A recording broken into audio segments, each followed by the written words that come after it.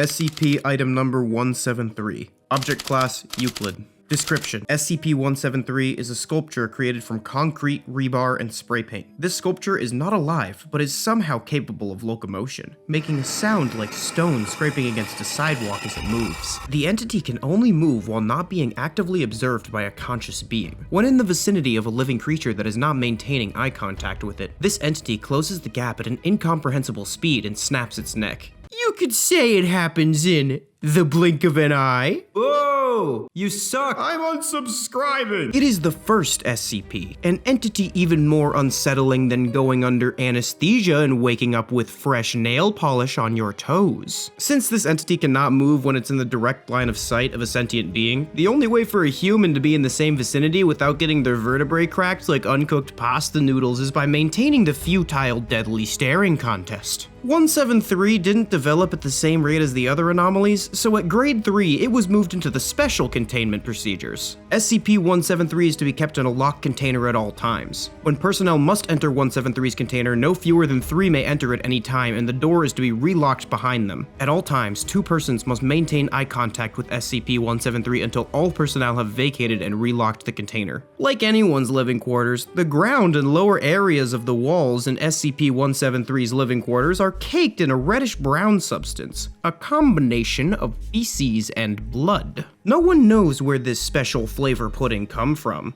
but they keep cleaning it off the ground twice a week. As they said, they use 3 D classes, 2 maintaining eye contact with 173 constantly, and 1 cleaning up the goop. There have been numerous casualties involved in this process, mostly due to people sneezing. I don't know why they don't just use more D classes. Don't they have so many that they literally just feed them to monsters? They also have a D class that just clones itself, so either they're just idiots or sadistic, or both. This could also be solved by just following the age-old unspoken rule that if you shit on the floor, you should be the one to have to clean it up. SCP-173 has also shown the ability to multiply itself. This was first reported during a routine cleaning of his poops, in which the entity had seemingly cloned itself overnight. It has never been directly observed multiplying, so no one knows how it does this. It's thought that because it only does it when it's not being watched, it can only multiply in the active state. To be honest, I don't know why all these grown adults keep desperately trying to watch the statue make segs to itself. Kinda weird. SCP-173 was originally based on an image by one Izumi Kato, I know I butchered that, taken by the Foundation without permission. This image was not a part of the Creative Commons, causing legal problems for the SCP Foundation unrelated to their scandal with underage Keter-class entities. Kato graciously allowed the SCP Foundation to continue using his image under certain conditions, but he's not happy about it. Although,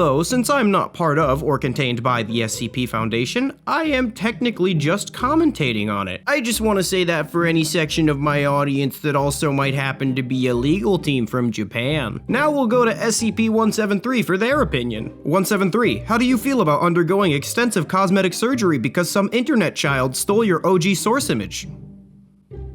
If you're waiting for me to blink, you're out of luck, buddy. The man doesn't blink! Yeah, I won't be cleaning your bloody shits off the ground either.